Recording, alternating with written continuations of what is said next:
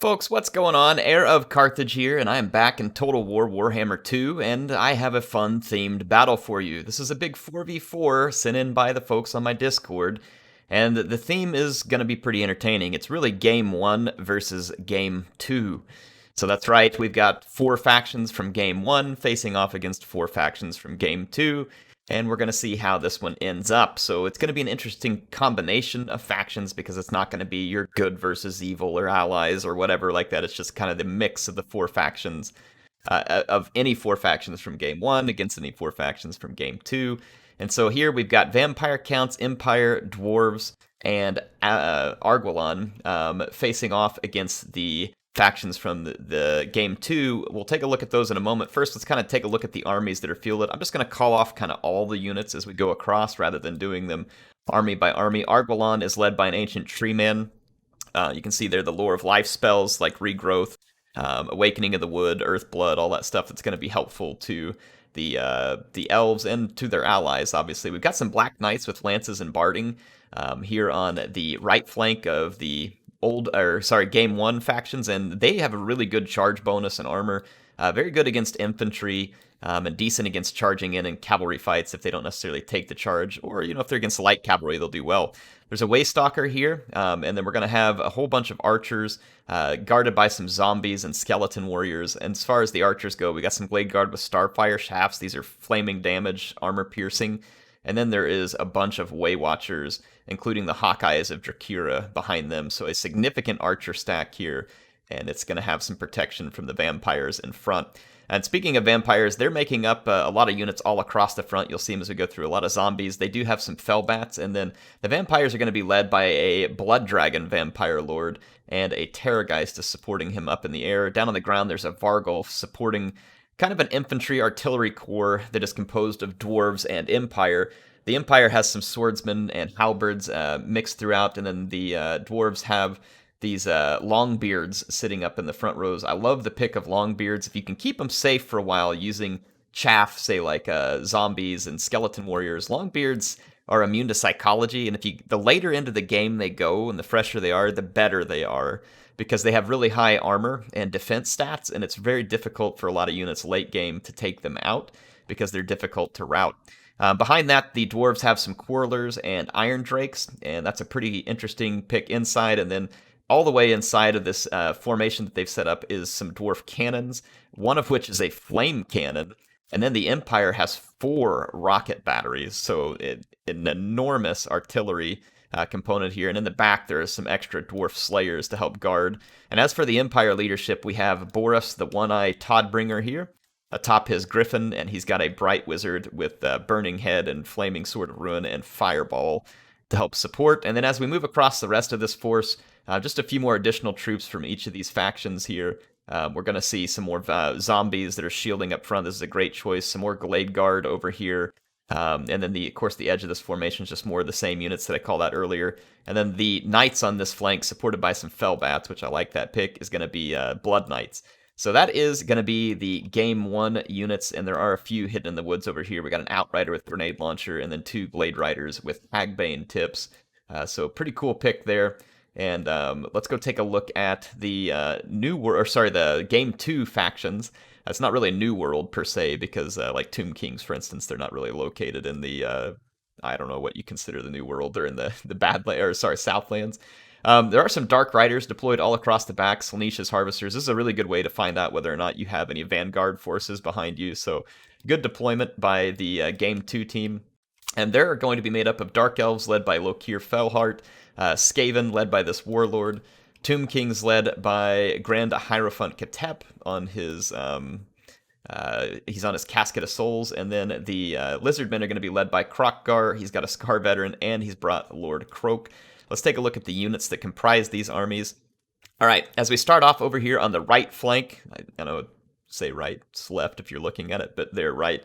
By the way they're oriented, we got a Shabti with Great Bow, a Bone Giant, Tomb Guard with Halberds, Red-Crested Skinks. Skaven Slaves are mostly what's making up the front. I really like this. The Skaven Slaves are going to be artillery bait, charge bait, all that kind of stuff. Really good idea to put all these Skaven Slaves up front. The Red-Crested Skinks are mixed in with them, which is kind of good and kind of bad. It's good in the sense that it may give a little bit more power to that front line, but it's bad because if these guys are baiting all the charges and artillery, then your red-crested skinks are going to eat it too. There's some dread spears up here from Lokir, and then immediately behind them we have a lot of Skaven artillery. This is no surprise. Skaven are the best from range out of these factions. I say that. They're really right up there with Tomb Kings, actually. They're both very good from range. We've got a couple of several Plague Claw catapults, one Warp Lightning cannon, and then there's a couple more Ushabti with Great Bow, 3 or 4 actually. So there's a lot of range here, especially with the 2 Bone Giants and the Casket. So I would say both teams have pretty significant range capability. And then not only that, there's some Warp Block Jezzails, and then Natty Bubos was on the field as well. They were right over here. So Natty Bubos there also, so a huge range component. Both sides have relatively weak infantry and big range components. There are some Saurus warriors here in the very back and some more Tomb Guards, so there is a little bit more significant infantry, and then here, like the Sisters of the Singing Doom. So again, there are some decent infantry units, and Croak is a fantastic infantry buster. Honestly, he can bust just about anything that's blobbed if he gets a hold of it well enough, and you can see some Temple Guards, Saurus Spears, Clan Rats. There's some Cold One Knights supporting back here, more Clan Rats hidden. And then, yeah, I think that gives you all a pretty good rundown of the armies. Let's hit play. This is obviously going to be an absolutely ferocious artillery duel. Initially, both sides are going to have their salvos, I think, kind of just auto-firing. The Fellbats take a bunch of volleys, which is not great for the Game 2 team. And then the Game 1 team, their rocket salvos mostly just hit Skaven slaves to begin with, which again, it's not an ideal target, but I mean, whatever, it's going to do damage. A lot of times people will have their units on fire at will, which is not a bad idea. You want to have them on fire at will just so that you don't forget about them and they fire at nothing. But then it takes them a minute to pick the targets, and you can see that already the Game 1 team has done so. So the Game 1 team here, their rockets are now firing at some of the Skaven artillery, including some of the infantry over here, so not a bad choice at all. It should be causing some pretty significant damage, while the Plague Claw catapults and the Warp Lightning cannons are still firing at somewhat insignificant units. And then the Tomb Kings have a significant range, but they're going to have to move up and get in range, and they're going to need to do that quickly. If they do, I feel like the Tomb Kings could easily sway this thing. With that many Ushabti, single entity lords ought to be getting pushed way back. And that would need to be taken care of relatively quick. And as long as you keep some chaff up front, if possible, you could guard your Tomb King from the, what do you call it, the Wood Elf archers and stuff, to keep them from getting the distance closed and being killed by Waystalkers and stuff like that. You have to use these units somewhat effectively to push the Waystalkers and other units back. Now, of course, they don't know about the Waystalkers yet. Those units have stock, and so they're not visible. But yeah, so we're going to get a massive artillery duel. You can see the Plague Claw catapult still just targeting zombies, so that is a really good trade for the Game 1 team. They're in pretty darn good shape. The Hagbane tips and other units here start firing out of the woods, so it's going to kind of give away that hidden location there. And we'll just kind of let you all see how this one plays out. I'm trying to let you just kind of see the artillery duel early on. And as of now, it's favoring the Game 1 team, though the power bar still stands kind of right in the middle. So the damage being done is significant in the fact that it's starting to hit some of the Plague Claw catapults, but now look, the Casket and other units are starting to fire back, and the rocket batteries are starting to take damage as well. However, the Great Bows and Bone Giants are not really hitting any significant targets yet. There's still just a few shots that were coming in at zombies while they were still being moved forward, so still no significant fire from the Tomb Kings arriving on station. You see that Casket doing a really nice job at paying back the rockets, but huge damage done.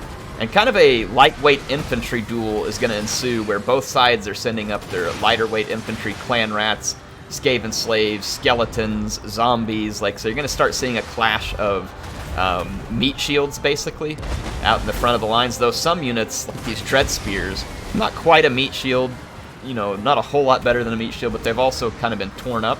And then there's leaders right behind those as well that are having to come up and try and support. Just kind of let you all get a good view of the battlefield. It's mostly still artillery duel, but we are getting this clash of cheap units. And honestly, Skaven cheap units clashing with Vampire cheap units is going to really favor the Vampires, because the Vampires can't break, and Skaven have terrible leadership. So it's a little bit different worlds there with those chaff units. And the vampires, in my opinion, any undead faction is going to have the best chaff units for the cost. Now, the flame cannon has been firing into a lot of these chaff units as well. It's getting a lot of kills. It's already got 178, but you can see it's nowhere near a chevron yet because the units it's killing are relatively insignificant. Look at this. Glade Guard here going to get ripped apart by a nice Skaven Vortex spell there, so that was very well done. And again, the power bar relatively even, but the chaff fight here hasn't really been good for the New World, or sorry, the Game 2 team. I keep wanting to say New World. I guess I could, but that comes with caveats. The Game 2 team is not doing well up front. And you can see right here the vampires doing a good job of combining some cavalry. And Kroq-Gar and his units are a little bit late to support this fight. And the clan rats get wrapped up pretty hard. So the second line of Saurus is coming in. And now you can see the vampires wanting to move up and support, which should punish them greatly, but the warp blocks are busy back here dealing with the Bright Wizard, and so they're not able to really get a lot of fire in at the moment against these Blood Dragon Lord and the Terror Geist, which would be fantastic targets for them to try and take out. They're still guarded, too. They've got protection from the Dark Riders, Slaaneash's Harvesters, but there's some heavy cavalry over here that could potentially come at them, and now you're going to see this cavalry. It's going to actually take a charge into these unbraced spears, and it'll honestly do a little bit of damage. I don't think it's going to do a lot, but it may just being used right now just to hold things back to let the range do its work, because there is a lot of Wood Elf range back here, and they can fire in against these spearmen to help support that fight. So I guess the cavalry is being used in more of a hold. And you can see that the Blood Dragon Lord and his Terror Geist do pull back, and they should, because of the Warplock Jezzails. Let's take a look over here and see what the Tomb Kings are up to. Right now, you do have a whole bunch of Great Bows and Bone Giants, and unfortunately, they are not targeting Boris Todbringer. Well, actually, a couple of them are, but they should definitely be mass targeting Boris Todbringer. He is a fantastic target for him, and they could melt him very quickly. Sometimes what you want to do if you're going to bring an army like this, I know they had the Hierophant Ketep, but bringing a Lich Priest with a net is a way to really make these units pay off quickly. If that Lich Priest is on a Skeletal Steed, he could freeze Boris, so see how Boris is getting away here? He'd just get frozen and annihilated. So I really love the combination of a Lore of Light Lich Priest with this type of skirmishing from range from the Tomb Kings. I feel like it makes them more effective. And you can see the range of the Game 1 team is just really starting to show its superiority here. Early on, I think that the Skaven had the ability, and if the Tomb Kings moved up quickly, they most certainly could have challenged all this range. But it took a while for them to get up there, and I think the Game 1 team really got the better of that artillery duel early on, and now a lot of the mobile units for the Game 2 team aren't really able to get in here and get at some of these skirmishers. Like, look at all this expensive Elven skirmishers over here, and there's just nothing from the Game 2 team to challenge this. They can't get over here and put a challenge on it. They're busy. Look at their mobile units here. Kroq-Gar having to flee for his life from a Terror Geist. The Scar Veteran now getting overwhelmed, but then Lokir has to dive in, but then that means Lokir's fighting amongst all this vampire cavalry and in range of the Wood Elf Archers and Waystalker. So this is very bad for Lokir. You can see he's paying a heavy toll very quickly. So a nice combination of arms here from the Game 2 team in allowing some units to get into the melee, to draw the melee, and then the ranged units helping to win the melee. So very nice combination of arms, and well done on their part. And right now, the Game 2 team is not looking great. The power bar is starting to go against them, and despite them having this massive Tomb Kings ranged back here, the Tomb Kings ranged units have just not been able to be effective yet. They've gotten a few kills. They certainly haven't been worthless. You can see Croak here getting another deliverance of pizza. I believe that's at least his second deliverance, and it got a whole bunch of quarrelers there. Very nicely placed. Earlier, it got some artillery completely off the battlefield, so Croak actually had some nice hits there. And so again, as I say that the Game 2 team is falling behind here, it's not that they didn't make any good moves. They've certainly had some good moves in this battle. But, like I said, the Game 1 team right now is certainly doing well. And at this point, you can see that the Empire and the Dwarves are going to go ahead and push some of their infantry farther forward, as they're less concerned about mobile units getting into their skirmish core.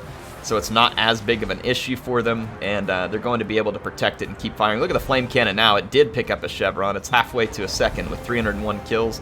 So as the more expensive units move forward, the flame cannon started to pay some pretty serious dividends. The Dark Elf Cavalry has pushed up and definitely cleaned up a lot of the vampires here, but they're going to have to get into all of this archer targets here, and oddly enough, they choose the Longbeards as a charge, so this is a critical mistake for the Game 2 team right here. They had to charge all these Wood Elf archers. They had a wide open line to them. They've got these Dark Riders right here.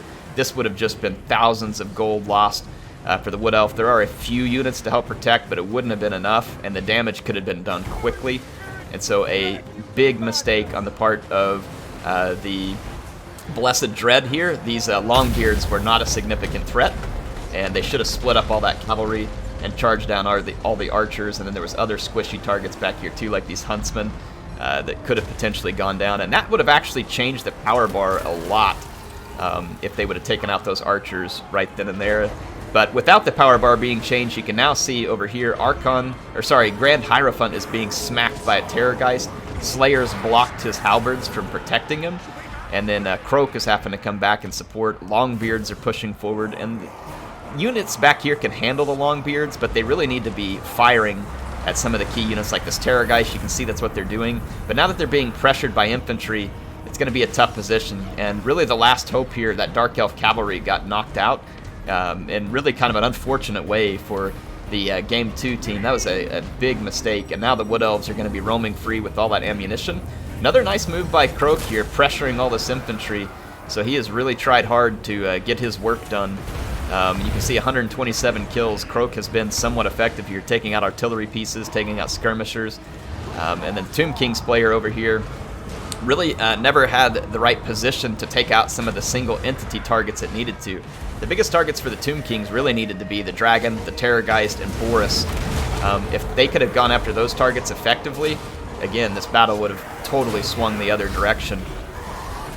And they are able to damage those units significantly when they get the opportunity, but this is honestly some of their first opportunity in the whole match to even get at these targets because of the way that the positioning worked out. A lot of these units were very far away from them at any given time, leaving them to skirmish with units that were not really ideal. Now, Ushabti with Great Bow can do fine against multiple unit model targets, but they're really best against big stuff, say like a cavalry target or a monster target. That's where Ushabti with Great Bow are really going to shine, as they're just going to get better hits.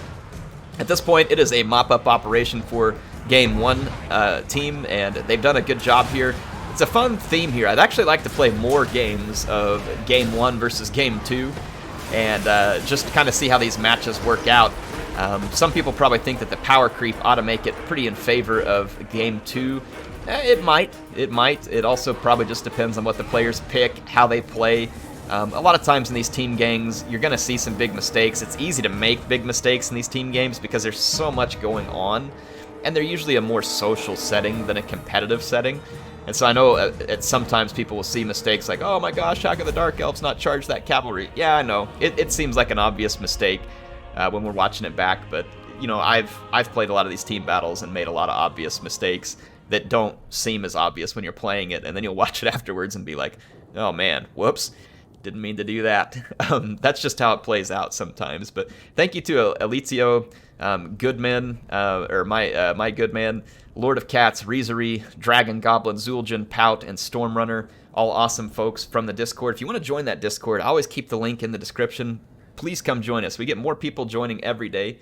The more of you there are in there, the more awesome it becomes all the time. It's a great place to find games, get ideas on builds, to catch extra content. It's not just me posting content there. There's other people posting content. It's really just a great way to get connected with the game and other gamers who are a lot like you. It's really a fun time. And like I said, it doesn't have to all be about Total War all the time. Sometimes we're just talking about other stuff in there. And there's we can create channels for other games if we need to. I know, like, for instance, there's a group of folks who like to play Mordhau in there. And I've seen them playing other games and stuff, and so we're always open to it. We're not necessarily just trying to make like a Total War supremacist community or something in there. There's more to it than that, right? We love Total War, but we're open to a lot of stuff, so just come check it out. Anyway, Elizio here with the Empire. The pick of all these rocket batteries makes a lot of sense in these team battles. There's going to be a lot of units on the battlefield, and rockets can pay back relatively quick. They're decent against other artillery, and on this map, they're a solid pick because the terrain is very uneven, and the rockets have a decent arc of fire. So a solid pick by him. Boris and a Bright Wizard again. Neither one of these two is a bad pick in a big team battle. Well done by Elizio. Goodman here with the Wood Elves. He almost got wrecked by that Dark Elf Cab. It was very close, but a very nice job on his part. Look at this. All of his units basically coming out of the game alive for the most part. And so getting a lot of kills. I don't know if these chevrons were on here before or after the battle. They could have been chevrons with leftover funds. I don't know because of the kills. It depends on what they shot. If they shot a bunch of expensive targets like Krotgar and Scar Veteran, which they very well may have, then you can pick up chevrons without getting a lot of kills. So well done by Goodman. Lord of Cats here. I love it. You know, someone had to play the chaff role. But on top of playing the chaff role, and playing the chaff role well, with all these zombies and skeletons, he had a nice component here of damage-dealing units. Blood Dragon Lord, Terror Geist, Vargulf, Cavalry, and he played well with those. The Blood Knights took a bit of a shellacking, but he got some work done with the Black Knights with lances and barding.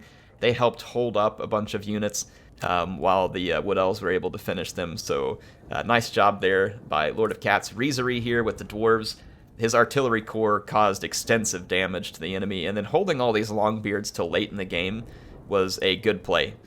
Like I said, these guys just get more powerful late in the game. Same with Thorgrim. He's not going to be terribly powerful if you're just throwing him into fights early in the game. Later in the game, this is a guy that's going to be harder to kill because units are worn out, they're worn down, and Thorgrim has a lot of leadership, and then he buffs the units around him potentially with extra attacks. So nice play by the Dwarves. Dragon Goblin here with the Skaven. I like the pick. You definitely have to bring a lot of meat shield, and he brought the range. I have no issue with the pick from Dragon Goblin at all.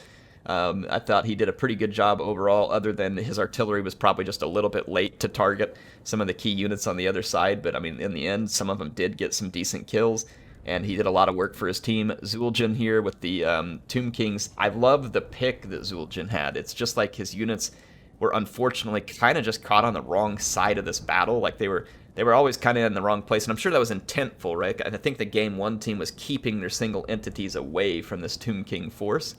And if he would have been able to get in that right place at the right time, these units could have totally swung the difference in the battle. So I like the pick from Zul'jin. He wasn't able to get as much work done with it as he wanted to, but a good pick, and thank you for playing and supporting your team here. And Pout with the Lizardmen. Croak did a good job in this battle. He had several good hits. I only caught a couple of them, so did a great job with Croak. Krotgar and a Scar Veteran got caught in a very tough fight. There wasn't a whole lot he could do about that. They just ended up in a pinch, so it didn't work out great for him there. But again, very nice work with Croak. And then Stormrunner here, rolling his Dark Elves under the Blessed Dread. He did a good job, I thought, early, kind of protecting units with these cavalry. It was late in the game that Stormrunner missed that charge into the Wood Elves. And I don't know, maybe he's got a different explanation as to why he went somewhere else, but Lokir also ended up in an unfortunate situation. He had to come in and try and fight those vampire units, but by so doing, he ends up getting shot up really bad by the Wood Elves, and so it kind of got put into a situation that's less than ideal whenever you have those units. But thanks to all the players, really appreciate them here, and I recommend, if you all haven't and you want to, come play some of these battles with us. They're fun. I'm going to try and get back into it this week. Unfortunately, I've been very busy with my day job recently. I say unfortunately. I'm very fortunate to have a day job that I'm busy with, so I'm fortunate in that regard. But it's also made it harder for me to make content, plus I was getting back from a vacation. So if things seemed a little slow, or you're like, Air, how come you're not playing in some of these battles? It was tight for time the last couple weeks, and probably will be for the next couple of days, but I will get back into it as I am able. Since I'm working at home, when times aren't as busy with my day job, obviously I'm able to get pretty involved. And then when they are busy, I just have to back off a little, but I'll still be able to make some content. It'll just come a little slower. Anyway, hope you all enjoyed this. I will see you all soon with some more Total War Warhammer 2 action, and a lot of other stuff too. See you then.